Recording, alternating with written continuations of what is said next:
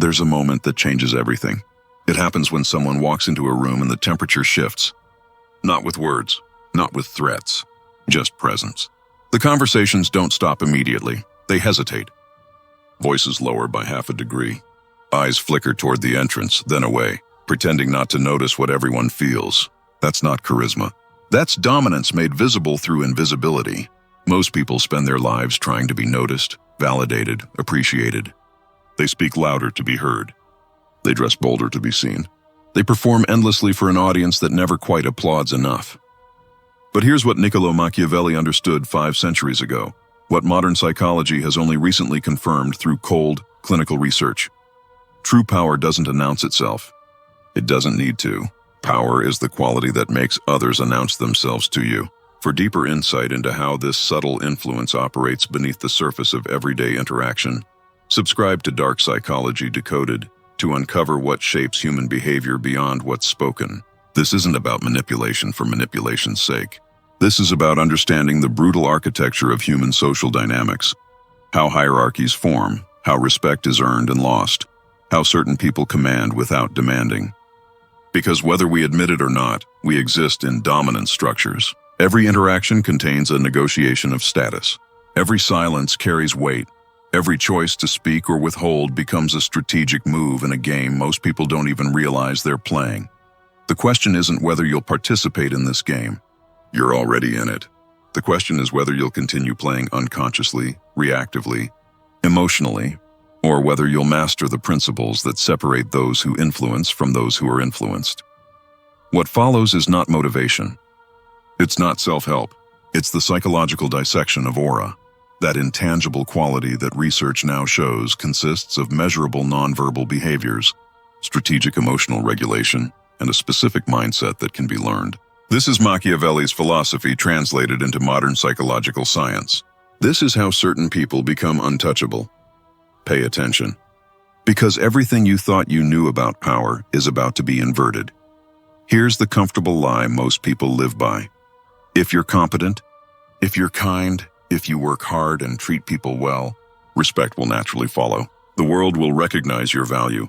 Good things will come to those who deserve them. Machiavelli would have called this delusion dangerous.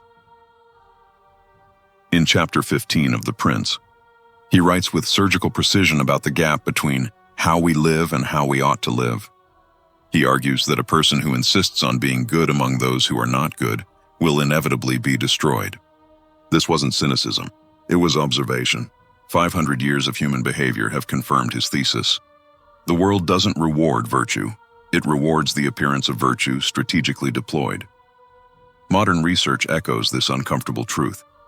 Studies on dominance behavioral systems reveal that individuals who display certain nonverbal signals, upright posture, steady gaze, controlled facial expressions, deliberate vocal tone, are automatically perceived as more competent, more trustworthy, more worthy of leadership, regardless of their actual abilities. The content of what they say matters less than how they inhabit space when they say it.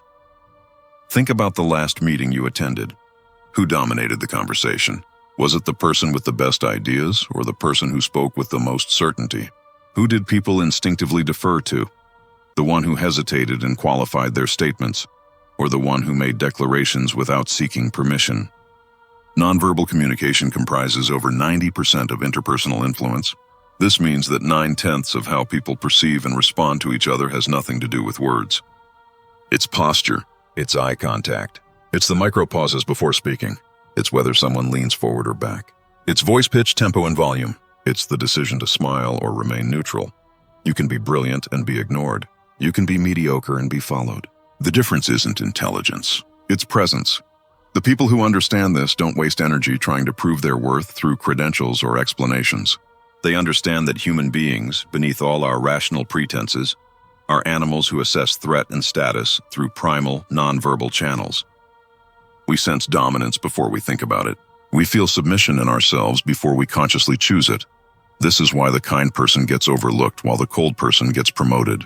Why the generous friend gets taken for granted while the distant one gets pursued. Why the emotionally available partner gets devalued while the detached one becomes an obsession. It's not fair, but fairness is a human invention. Status is evolutionary biology. Machiavelli's genius was recognizing that virtue, his untranslatable concept meaning something like effective excellence, and had nothing to do with goodness and everything to do with results. He used the word 59 times in The Prince, and scholars note it gets translated differently each time. Strength, ability, skill, courage, power, shrewdness. Because virtue isn't a moral quality, it's a strategic one. The person with aura doesn't ask if their approach is nice. They ask if it works. And here's what works: becoming unreadable while learning to read everyone else. Imagine playing poker where everyone shows their cards except you. That's what most people do socially.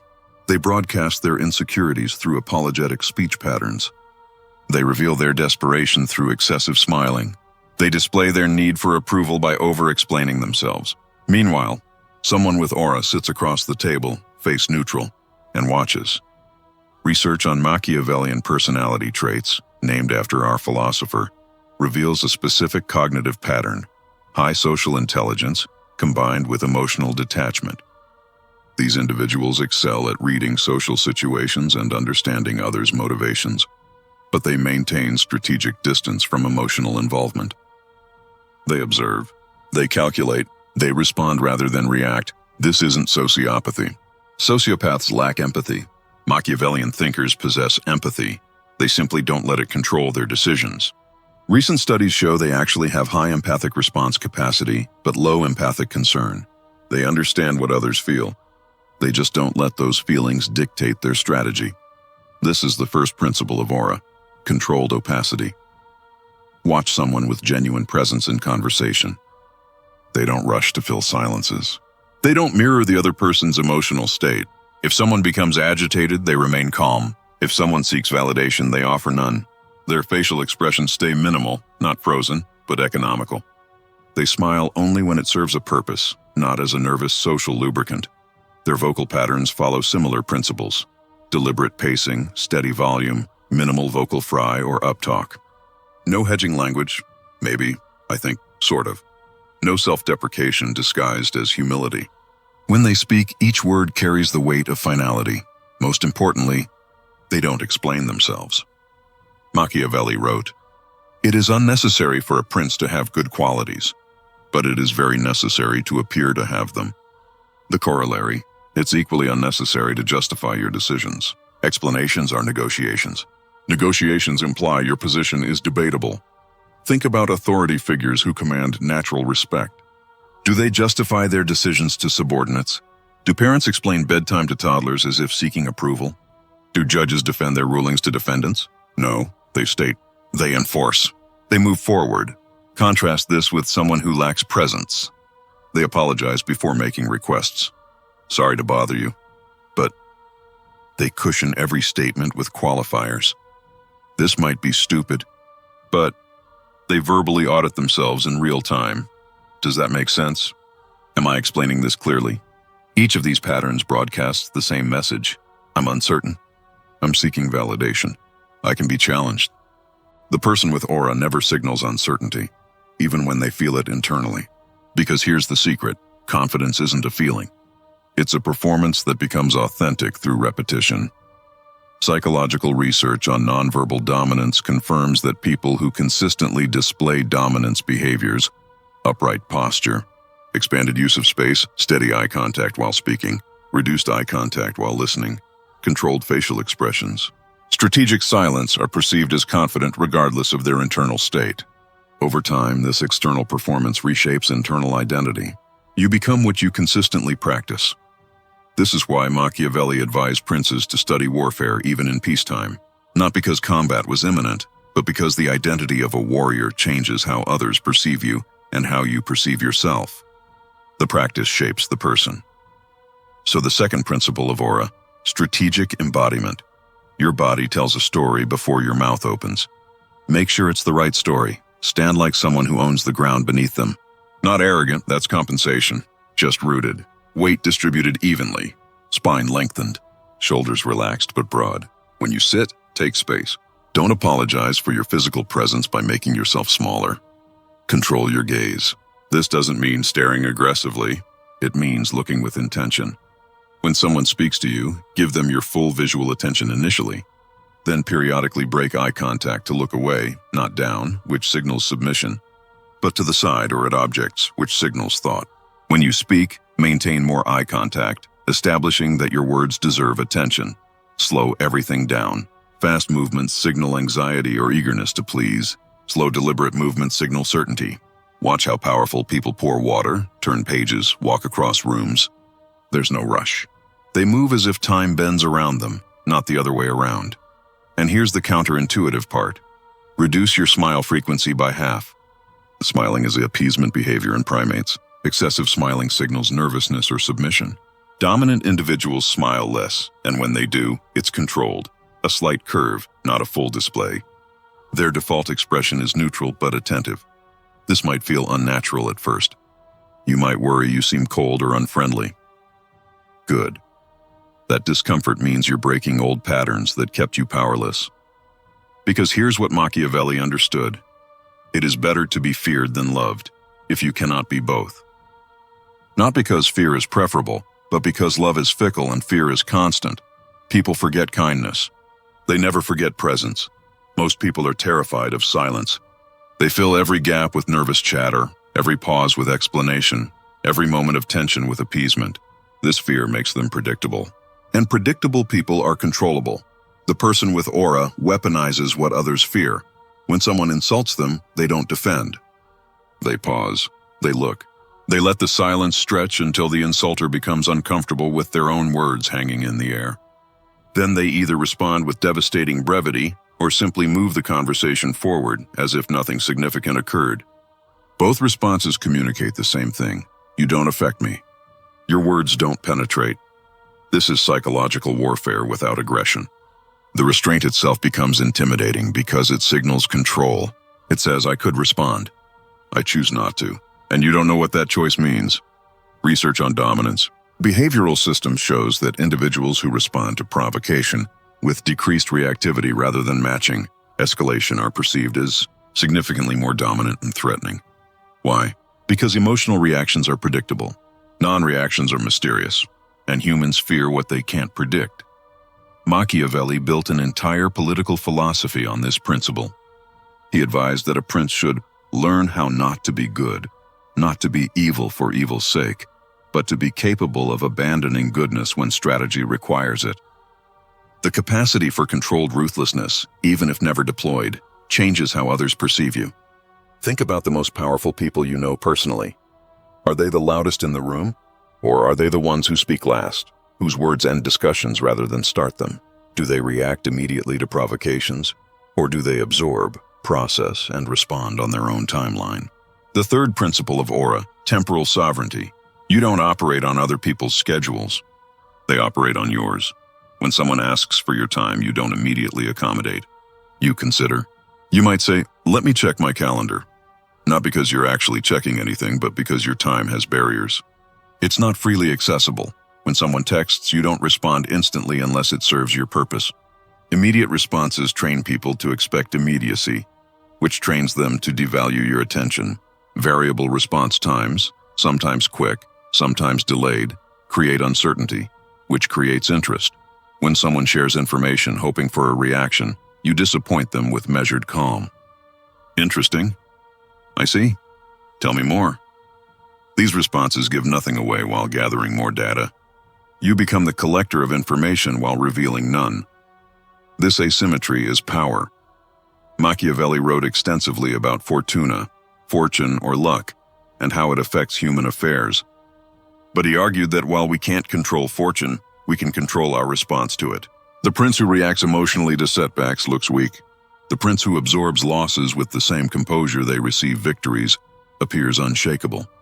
Modern psychology calls this emotional regulation, and research shows it's one of the strongest predictors of social status and leadership effectiveness. The ability to experience emotion without being controlled by it, to feel stress without displaying it, to want something without appearing desperate for it. This is the foundation of perceived competence. But here's where most people get it wrong. They think emotional regulation means suppression, becoming robotic, cutting yourself off from feeling.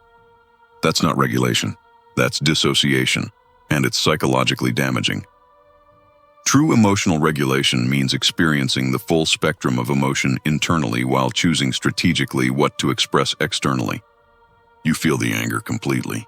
You just don't let it dictate your actions. You experience the hurt fully. You simply don't give others the satisfaction of knowing they caused it. This is the difference between emotional detachment and emotional mastery. Detachment disconnects you from your own feelings. It's a defense mechanism that often backfires, leading to depression and relationship dysfunction. Mastery means you feel everything but remain the author of your responses rather than their prisoner. Research on psychological detachment shows that healthy detachment from work stress, for example, improves both well-being and performance. But pathological emotional detachment from relationships destroys intimacy and trust. The key is selective detachment, choosing when to invest emotion and when to conserve it. The person with aura makes this choice consciously. They don't give their emotional energy to every situation or person. They invest it where it yields returns and withdraw it where it doesn't. This isn't cruelty. It's resource management, and people sense this. They sense that access to your emotional world is limited, valuable, earned, and that scarcity makes them want it more. Here's a truth that will change how you navigate relationships. Your absence is more powerful than your presence. Most people do the opposite. When a relationship weakens, they increase effort. When respect declines, they try harder to prove their worth. When someone takes them for granted, they become more available, hoping to remind the person of their value. This is strategic suicide. Machiavelli understood that power operates through scarcity and consequence. A prince who makes himself too available to his subjects diminishes his mystique. A leader who is always accessible trains people to devalue access to him. The fourth principle of aura, calculated withdrawal. When someone disrespects you, the instinct is confrontation. You want to defend yourself, explain why their behavior is unacceptable, demand better treatment. But watch what happens when you do this. You're now negotiating your value. You're asking them to see what should be self-evident. You're seeking their agreement that you deserve respect. This is a power inversion. The moment you defend your worth, you've implied it's debatable. The person with aura takes a different approach. When disrespected, they vanish. Not dramatically, not with announcements or ultimatums. They simply become less available, less responsive, less invested. Their energy, which was previously accessible, is quietly redirected elsewhere. And here's what happens. The person who took them for granted suddenly notices the absence. They reach out. They test the waters. They wonder what changed. And often, they start offering what they previously withheld. Respect, effort, attention. Because they're now uncertain about their standing. This is psychological leverage without manipulation. You didn't threaten. You didn't negotiate. You didn't explain. You simply removed the resource, yourself, and let them experience the deficit. Research on dominance behaviors shows that interaction control, the ability to initiate, terminate, and direct social exchanges is one of the strongest dominance signals. People who control when conversations begin and end, who decide the depth of engagement, who choose the frequency of contact, are automatically perceived as higher status. This applies to every domain. In professional settings, the person who can walk away from a deal has more power than the person who needs it to close. In romantic relationships, the person who is less afraid of ending things commands more respect than the person who clings desperately. In friendships, the person who is comfortable with solitude is more valued than the person who needs constant company. Scarcity creates value. Abundance creates contempt. But here's the critical nuance. This doesn't mean being cold or withholding as a manipulative tactic. That's transparent and repulsive. True strategic withdrawal isn't punishment. It's boundary enforcement. You're not trying to hurt someone or make them chase you. You're simply reallocating your finite time and energy toward people and situations that reciprocate your investment. If someone consistently demonstrates through their actions that they don't value you, continuing to pursue their validation is self-abandonment. Withdrawing isn't manipulation. It's self-respect made visible. Machiavelli's most controversial advice, that a prince must learn how not to be good and use this knowledge according to necessity, applies here. Kindness without boundaries isn't virtue. It's weakness disguised as virtue. True strength means being capable of both warmth and withdrawal, and deploying each strategically. The person with aura is warm to those who earn it and ice to those who exploit it. They don't apologize for this discernment. They don't explain it. They simply enforce it through action, and people learn. They learn that access to this person has terms, that their attention is conditional on reciprocity, that disrespect has consequences, not verbal consequences, but the quiet, devastating consequence of irrelevance. You don't need to announce your boundaries. You just need to have them. Let's address the uncomfortable reality. Nice people finish last not because the world is unfair, but because niceness without edge is interpreted as weakness. Machiavelli wrote that while it would be ideal for a prince to be both loved and feared, if he must choose, fear is more reliable. This wasn't sadism. It was pragmatic observation of human behavior. People violate boundaries out of love all the time. They take advantage of generosity, exploit kindness, test limits. But they rarely violate boundaries when they sense consequences. Research on dominance behavioral systems confirms this. Studies show that individuals perceived as having fearless dominance, the capacity for intimidation without aggression, command, more respect and cooperation than those perceived as either purely agreeable or overtly aggressive. It's not cruelty people respect. It's capability held in reserve. Think of a coiled spring. Think of a sheathed blade. Think of a trained fighter who never needs to fight because everyone senses they could. That's composed aggression, the projection of capability without deployment. The fifth principle of aura, visible restraint. This means people must sense you're choosing peace, not defaulting to it out of inability to do otherwise. There must be an edge beneath your calm, a potential for consequences under your patience. Without this, niceness reads as naivety. How do you project this without becoming actually aggressive or threatening? Through micro-signals. When someone crosses a line, your facial expression shifts from warm to neutral in an instant.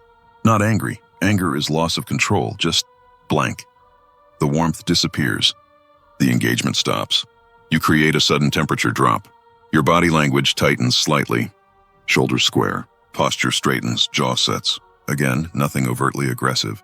Just the subtle physicality of someone who just became less open, less accessible. Your vocal tone cools by several degrees. Friendliness replaced by formality. First names might become last names. Sentences shorten. Affect flattens, and most importantly, follow through. If you signal a boundary and someone tests it, there must be a consequence. Not a tantrum, not a lecture, just a behavioral change they can observe.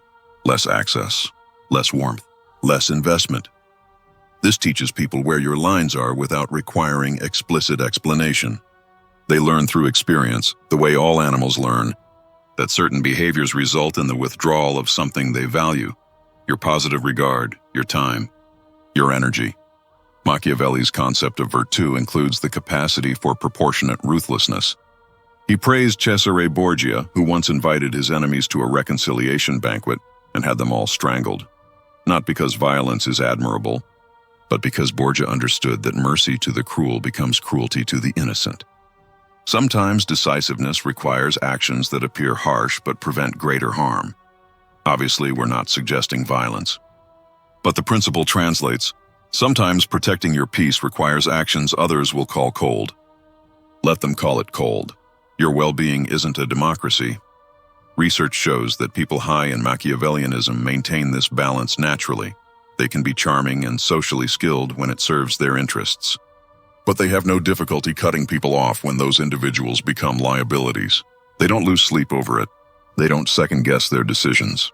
They simply optimize their social environment for their goals.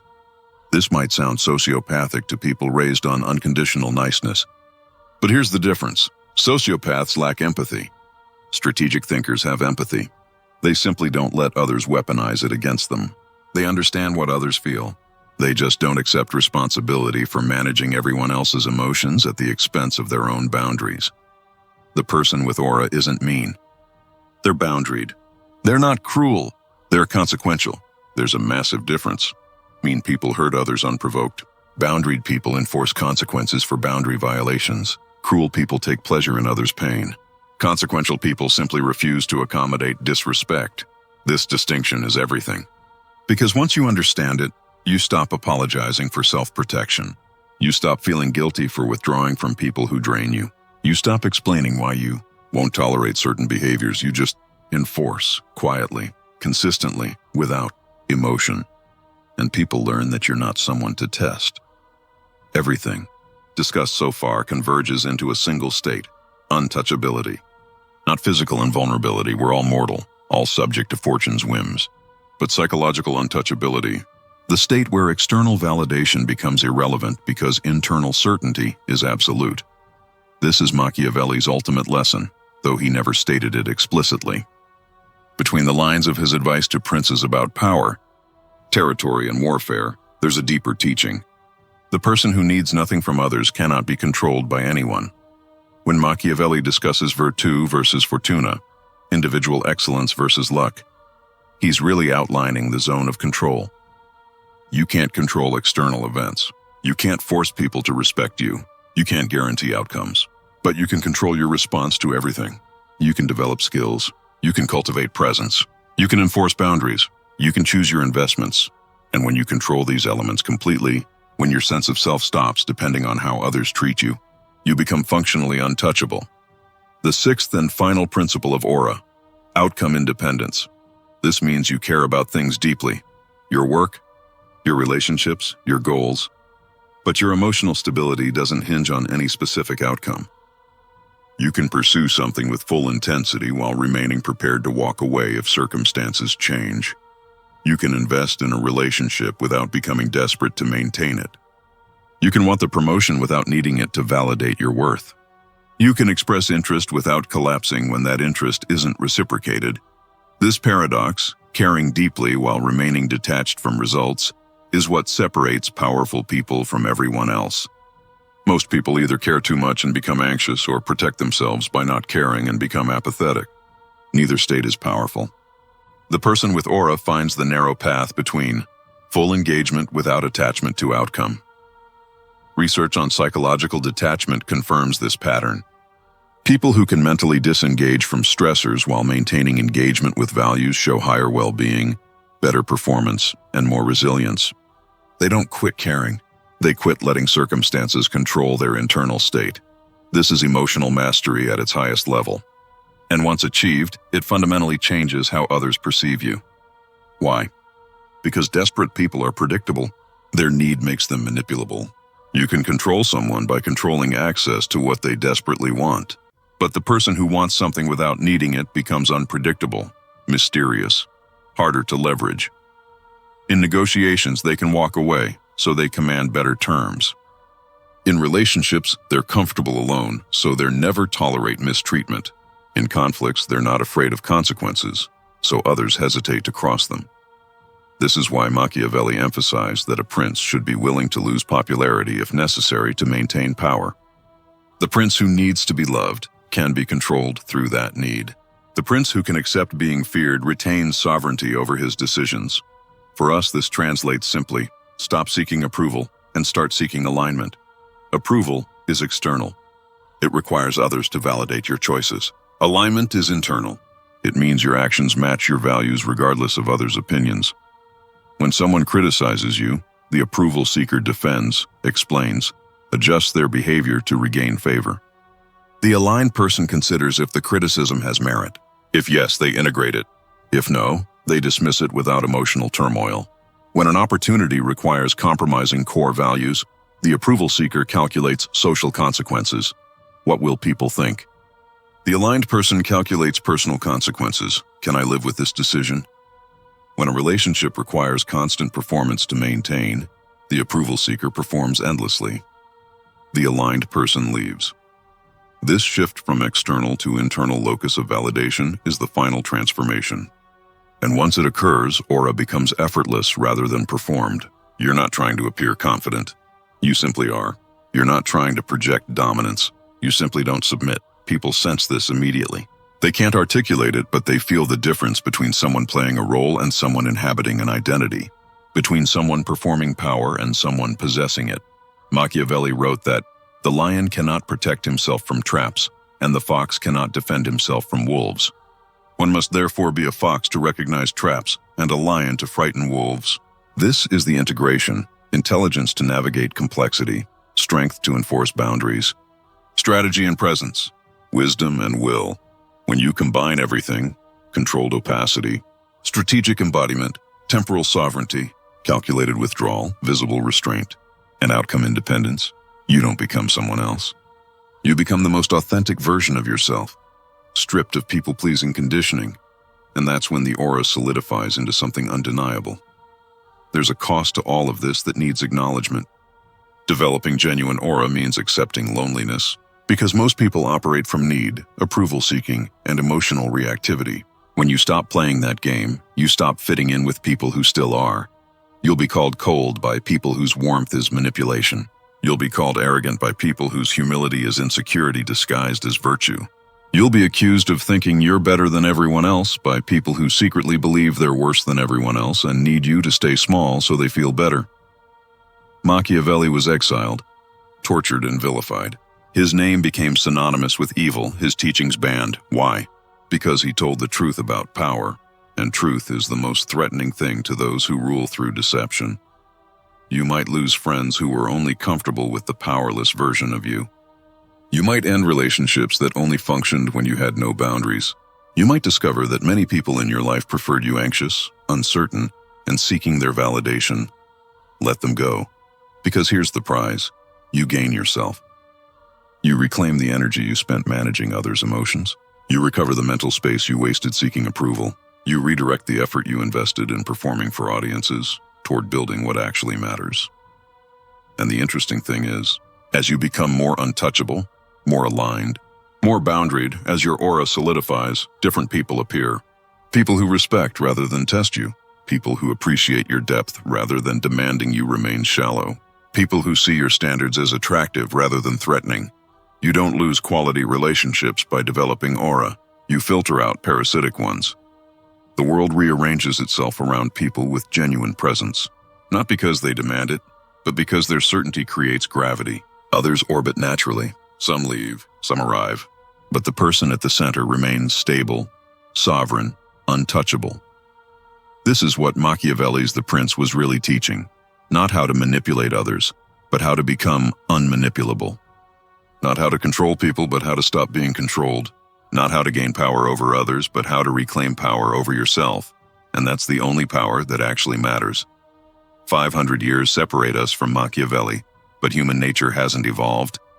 We still form hierarchies. We still assess status through nonverbal signals. We still respect strength and exploit weakness. These aren't bugs in the system. They're features of our evolutionary psychology. The question was never whether these dynamics exist.